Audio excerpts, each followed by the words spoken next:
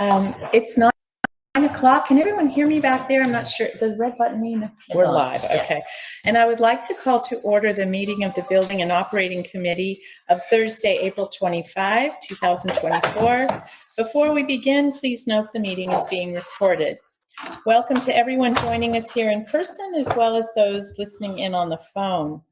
If you would like to provide public comment at today's meeting, and if you have not done so already, please let Thomas in the back of the room or Justine on the call-in line know what items you would like to speak on today. Madam Secretary, please begin by calling the roll. Good morning, everyone. I'm going to start with Director Conroy, who's absent. Giudice? Here.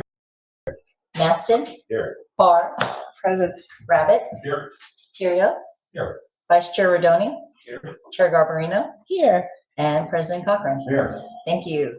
You have a quorum. You're also exactly a committee of the whole. In the room, you also have Directors Hernandez and Hill. So we have committee of the whole. Wonderful. Thank you, Amaret. Please follow along by referring to the page numbers located on the bottom right-hand corner of your meeting packet. We will begin with agenda item number 3, which is to approve action relative to professional services agreement number 2010B1, Golden Gate Suspension Bridge Seismic Retrofit Design Services with HDR Engineering Incorporated. The staff report again begins on page 3, and John Ellerby is here to present the report. Welcome, John. Go right ahead. All right, good morning, Madam Chair, members of the committee. I'm here this morning to request recommendation to authorize execution of the first addendum to the 14th Amendment to PSA number 2010B1 with HDR Engineering in an amount not to exceed $208,852 to prepare environmental reports for the Golden Gate Suspension Bridge Seismic Retrofit Project. Also authorize a $20,885 contingency amount for the first addendum, and then authorize $229,737 increase to be funded with district reserves in the fiscal year 23-24 Bridge Division capital budget for project 1923 to finance the cost of the first addendum to the 14th Amendment and its contingency for a total project budget of $20,075,275. So the district is currently working on completing the design and the pre-construction services for the Golden Gate Suspension Seismic Retrofit Project. This is the last phase of the Golden Gate Seismic and Wind Retrofit Project, which began after the Loma Prieta earthquake in 1989. After the earthquake, the district evaluated the Golden Gate Bridge to determine its vulnerability to a large seismic event on the nearby San Andreas and Hayward faults. After determining the risk to the bridge, a retrofit strategy and scope of work for strengthening was developed. And then in accordance with the National Environmental Policy Act and the California Environmental Quality Act, the district prepared an environmental assessment and initial study for the Golden Gate Seismic and Wind Retrofit Project to evaluate the potential environmental impacts of the project and to determine and adopt feasible mitigation measures to reduce or eliminate those impacts. In 1996, the district finalized the EAIS, and the entire project was environmentally cleared for construction. Due to funding constraints, the Golden Gate Seismic and Wind Retrofit was divided into phases. Phase 1 began at the North Approach Viaduct, and Phase 2 was at the South Approach Viaduct. 3A was the North Anchorage housing. Now we're doing the suspension bridge. So when preparing for the Phase 3A site retrofit, Caltrans and FHWA informed the district that due to the passage of time, the original environmental documents needed to be reevaluated, and a reevaluation was required. And that was performed in 2005 with the assistance of HDR. At that time, Caltrans and district and FHWA determined that the original findings were still valid. So we anticipate that during this last phase, we would have to do the same reevaluation. So when we met, engineering staff met with Caltrans local assistants and environmental representatives to discuss the reevaluation. We were informed that the process has now changed. In 2013, FHWA and Caltrans signed a programmatic agreement in which FHWA delegated NEPA responsibility for compliance to Caltrans. So the Caltrans representative stated that due to the passage of time, the changed condition of the bridge due to the installation of the suicide deterrent system, and revisions to the environmental clearance guidance resulting from Caltrans being delegated NEPA compliance, that certain reports and studies related to historic resources in particular must be prepared again to adhere to the current Caltrans procedures and formats. Caltrans also stated that whoever would be preparing these reports, studies, memoranda must be qualified cultural resource personnel with specific education, certifications, and qualifications. The district does not have staff with the requisite expertise and certifications, so we requested a proposal from HGR to prepare. Stated in the report, the work will include updating the historic property survey report, updating the area of potential effects, participating in meetings with Caltrans, preparing a visual resource technical memorandum, updating the archaeological survey report, updating the finding of no adverse effect, including the Secretary of the Interior Standards Plan, preparing a Section 4S memorandum. Engineering staff requested and HGR provided a cost proposal in the amount of $208,852 performing these services, which staff finds to be reasonable. So with that, staff recommends that the Building Operating Committee recommend that the Board of Directors authorize execution of the first addendum to the 14th Amendment to PSA number 2010B1 HGR Engineering Inc. in the not to exceed amount of $208,852. Also recommends a $20,885 contingency to be authorized for the first addendum to the 14th Amendment for any unanticipated additional scope that may arise. Also recommend an increase in the fiscal year 23-24 Bruce Division capital budget for project 1923 in an amount of $229,737, financed from district reserves to finance the addendum and contingency, for a total project budget of $20,075,275. And with that, I'm happy to answer any questions the committee may have. Thank you, John, for your presentation. Do my colleagues have any questions or comments? Michael? Yeah, is Caltrans asking for new information or just a presentation under new forms of the information we've already given them? Twice. They're asking, it's a combination of both. So they want to see if anything has changed since the passage of time, but the forms and the format has also changed, and the signature lines have also changed. So it will be a combination of both. Anyone else? Okay, that concludes our discussion on item number 3. Before we take our vote, however, is there anyone from the public wishing to speak on this item? We have no speakers on this item. Thank you once again. May I have a motion on agenda item number 3 to approve actions relative to the professional services agreement number 2010B1? So moved. Second. Great. Thank you all. And all those in favor, please say aye. Aye. Is there any opposition?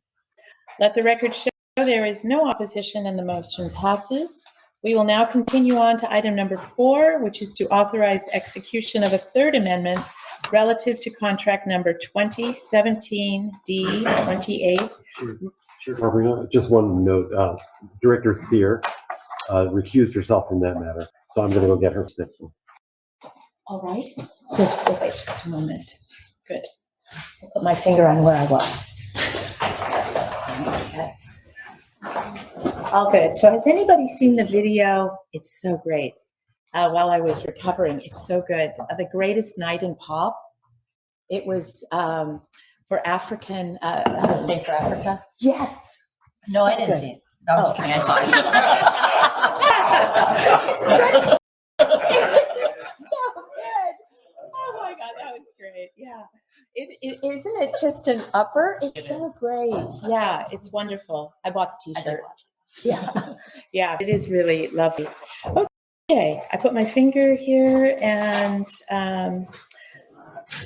So we will continue on to, again, item number 4, which is to authorize execution of a third amendment relative to contract number 2017 D28, radio system upgrade and enhancement of coverage area with Motorola Solutions Incorporated. The staff report begins on page 11, and Dave Rivera is here to present the report. Dave, go right ahead. Good morning, and thank you, Chair Garbarino and members of the committee. I'm here today to authorize execution or ask for your recommendation to authorize execution of the third amendment to contract number 2017D28, radio system upgrade and enhancement coverage area with Motorola Solutions Incorporated of Chicago, Illinois, in the amount not to exceed $466,892 to provide the Golden Gate Bridge Highway and Transportation District with replacement servers and support through May 23rd of 2026, with the understanding that funding for the servers of $91,545 will be expensed in the Bridge Division's capital project number 2421, district-wide radio project, and the extended maintenance agreements and not to exceed $375,347 will be expensed from Bridge Division operating budget. So a little history on this. Back in 2016, we entered into a contract with a company at that time was called Airbus, which has since changed to Motorola for radio system upgrade and enhancement coverage area, and upgraded the district Vesta P25 radio system. Our current system has reached the end of its life, and so we're working with vendors to kind of move forward, but until that point in time, we need to have continuity so that we can extend our service contract for another 2 years through May of 2026. So we're starting the process for a full replacement of the radio system, but in the meantime, we must replace these 6 servers and continue the maintenance service agreement to the district's radio system. So the district has negotiated a 2-year extension to the current support contract with Motorola for maintenance services at a cost of $184,900 for the first year, and for a not to exceed amount of $375,347 over the 2-year term, including a consumer price index option. Motorola will also replace 6 Contron CG 2200 servers that are no longer being supported by the manufacturer for a total cost of $91,545.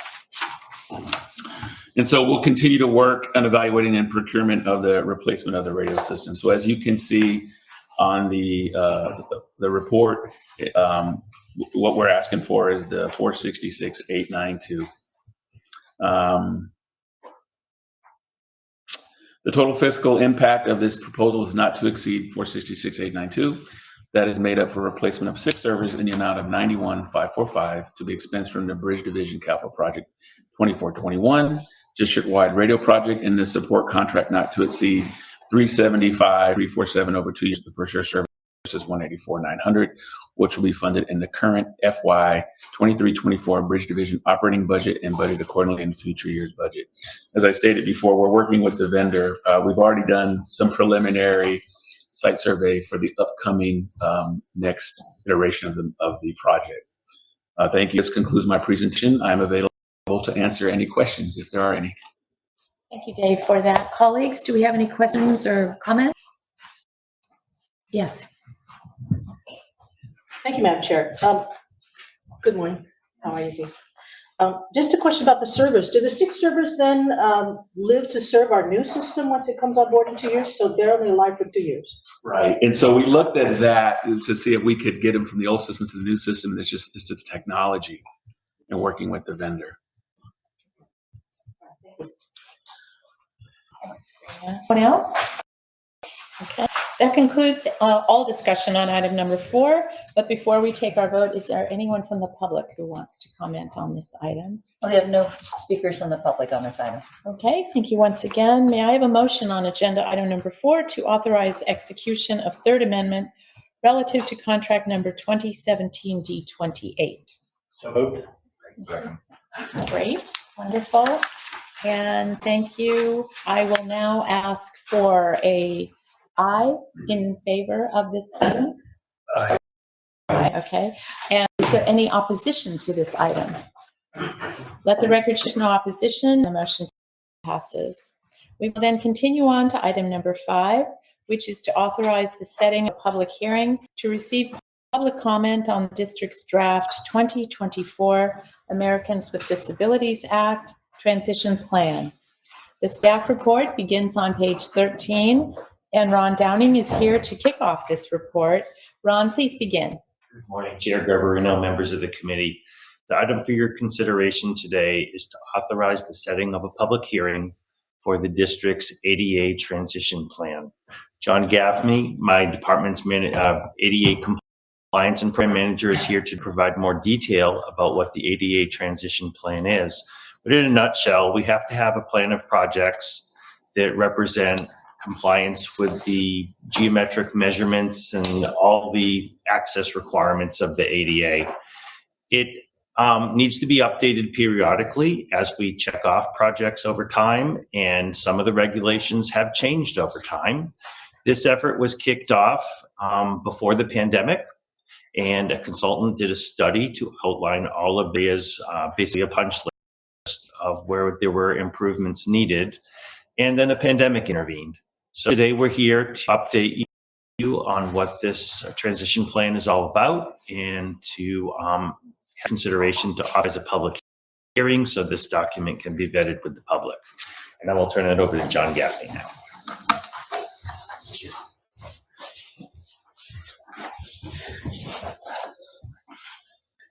Hello, Madam Chair, members of the Building and Operations Committee. John Gaffney, ADA Compliance and Program Manager for the district.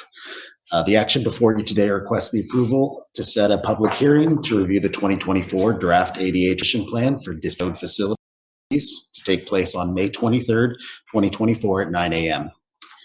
If approved by the Building and Operations Committee, this item will be referred to the Board of Directors at the April 26, 2024 meeting for appropriation. This plan provides a synopsis of the actions required to bring all the district facilities into compliance with the ADA. Under Title II of the ADA, the district is required to make its programs, services, and activities accessible. As of Title II, the district is required to have a comprehensive, up-to-date transition plan for bringing our facilities into full compliance with the regulations set forth by the U.S. Access Board. In 2020, a request for proposals was released to perform a complete and detailed ADA transition plan for district-owned facilities. Sally Swanson Architects was selected to perform the work. This included a draft transition plan, along with a searchable database of barriers. All public-facing barriers have been reviewed by our teams in our bridge, bus, and ferry divisions, and estimated dates for completion are included in the draft transition plan. These dates are subject to change based on available funds and staff time, and will be reviewed annually. To ensure meaningful access to all users, focused on eliminating public-facing barriers prior to addressing the barriers that would only be encountered by district staff.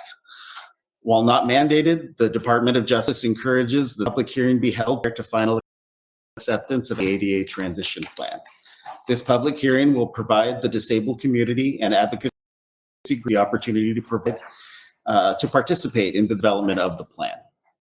Public comment reviewed included along with the transition plan for final board acceptance at our June board meeting.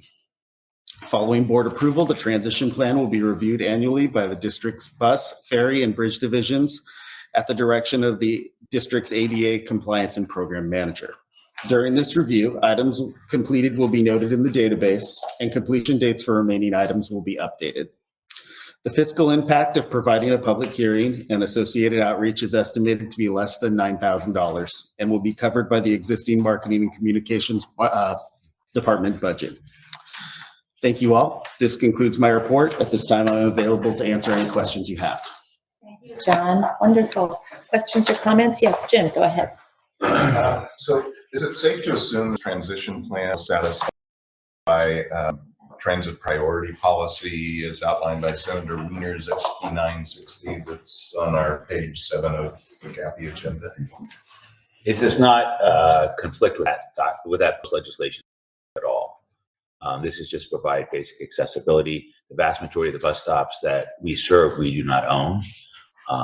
So this deals with our facilities. I'm concerned that if it passes, we'd have to go back and redo stuff. Yeah, we don't think so. Okay. Like I said, we don't own very many bus stops.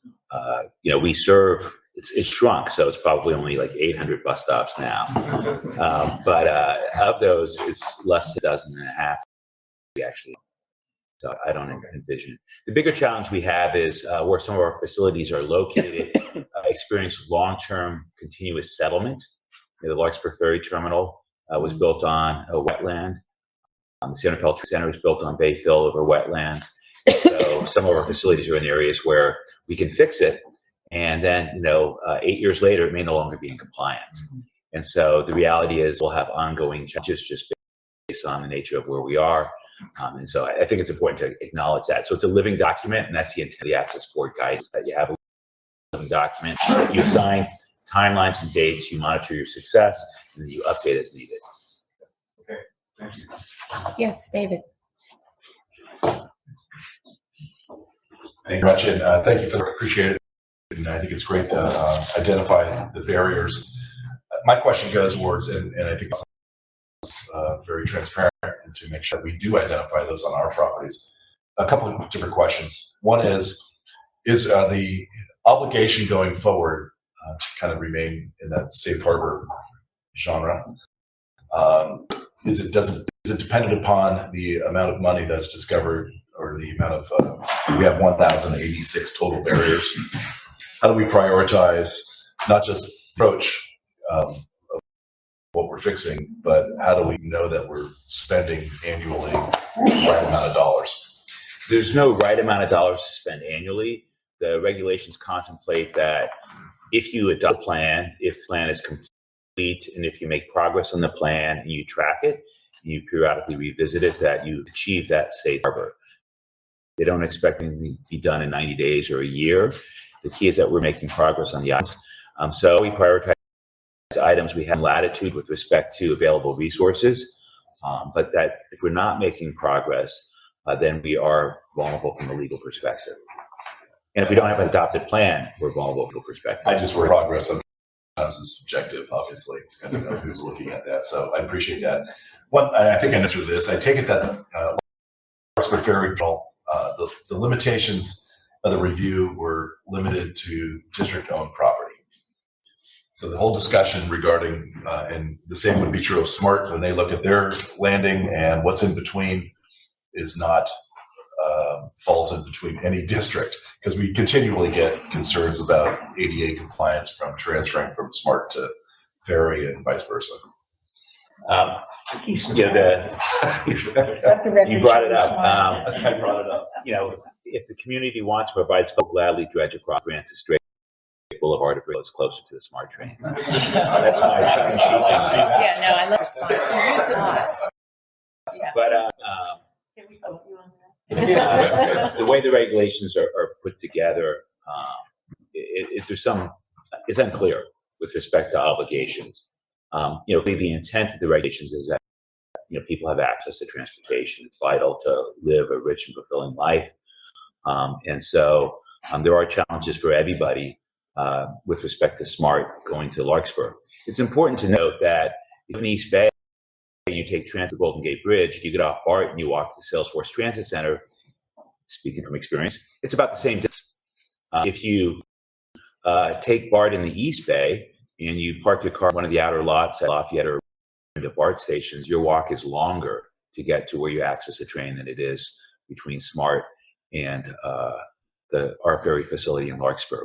Since it's new and people aren't accustomed to those treks and they haven't lived those for a long time, it raises a lot of questions, but it is not unusual throughout the region. There's countless examples you can look at that are very similar, but because SMART is new, people are saying, well, it's new, why didn't you do something? And the reality is the cost to go from the Larkspur station to in front of our ferry probably would exceed the cost of what was constructed. Yeah, I appreciate it. I appreciate your answer, and I appreciate the dilemma.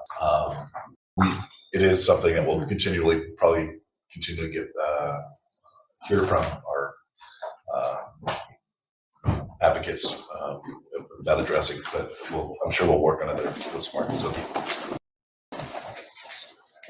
Any other discussion or questions for John? Oh, sorry, Sabrina. Yes, all right. Thank you, Madam Chair. Hi, John. Good morning. Thanks for your report. Looking on page 10 where you, I find the public notification, I see there's one Spanish language website that will be, there's some kind of posting that's advertising that's going on to La Voz. I wonder if there could be some expansion of consideration for people who do not speak English as their primary language. I notice on the bottom you say translation of printed materials and handouts are available in Spanish upon request. But given the number of monolingual Spanish speakers using our services, I'd like to see a greater effort to make sure that the Spanish language folks are made aware of all of these opportunities to come and have some input.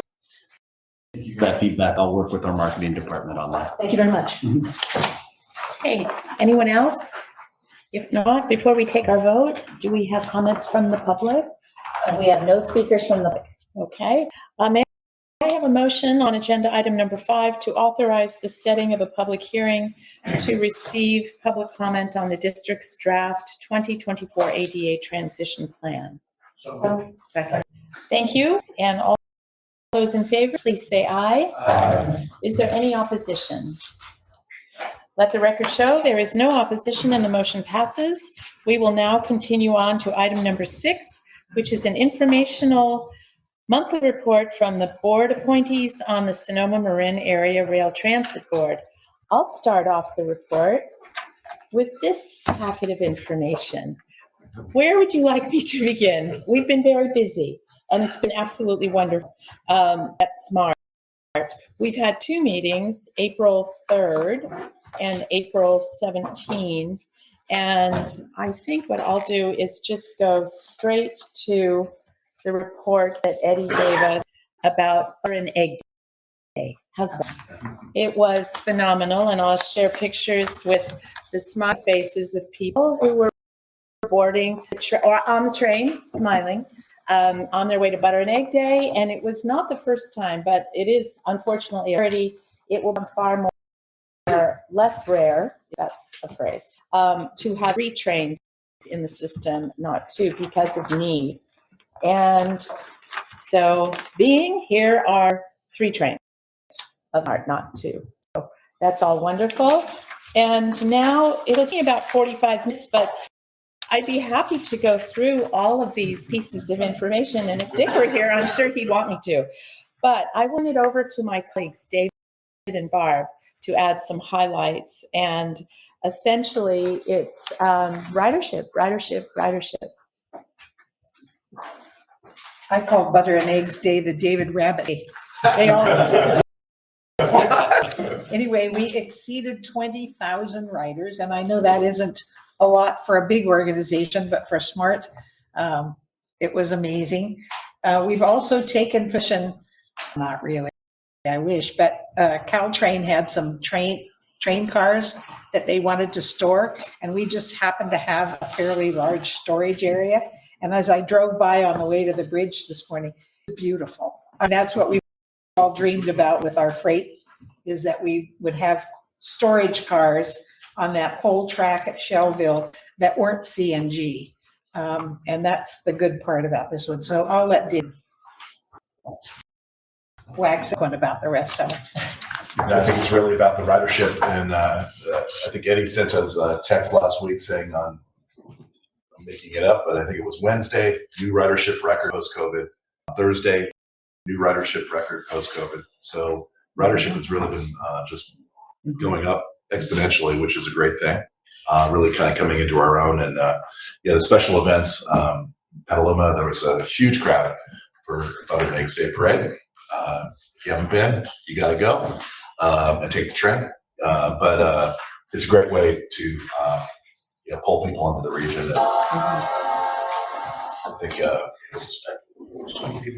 the storage of the Caltrain cars now that they're electrifying is some quick. You don't get a premium for those kind of cars because you can pretty much park those anywhere. But Eddie worked with Caltrain to have them come up to Shell and get a little cash for the system. That on the freight side is still hurting. We did have a freight workshop as well. There's a great amount railroad advocates out there who love to tell the railroad where all the customers are. You just need to put a sign over here and they'll ship wine by the, cases, but it doesn't really work that way, as you know. And I think they've been working very hard to find additional customers. Right now, they're really all centrally located in Petaluma, and most of them have to do with animal feed, which based upon the avian flu and a certain ballot measure that's coming on our ballot, could go away in the future.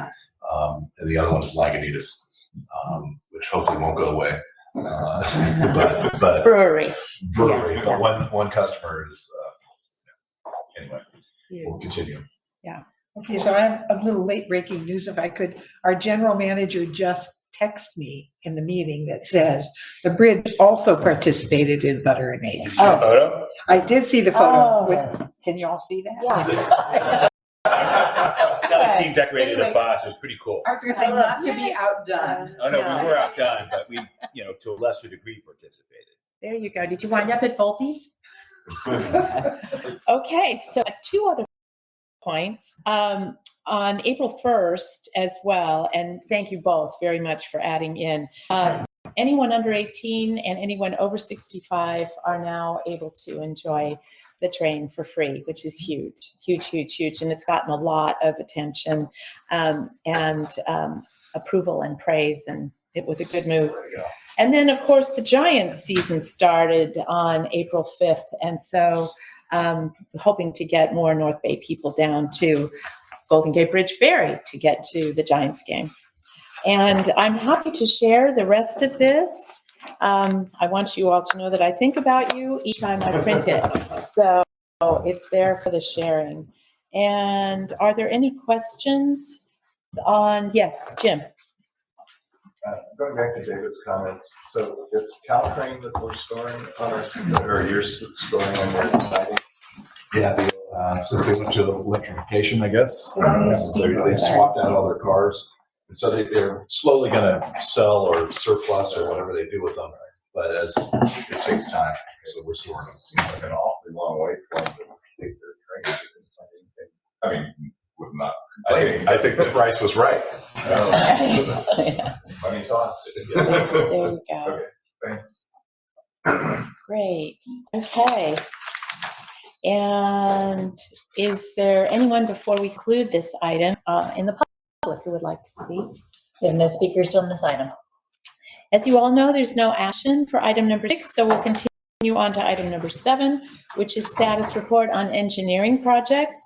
The staff report begins on page 19. And John, please proceed with your informational report. Thank you. Good morning. My written report is before you, and I'm happy to answer any questions you may have. Any questions of my colleagues or comments to John? No, Sian. No action as well on item number 7. Is there anyone from the public who would like to speak on item number 7 or address the committee? We have no speakers for this meeting. Thank you. And we have reached the end of our agenda. May I have a motion to adjourn this meeting? So moved. Second. Great. Hearing no objections.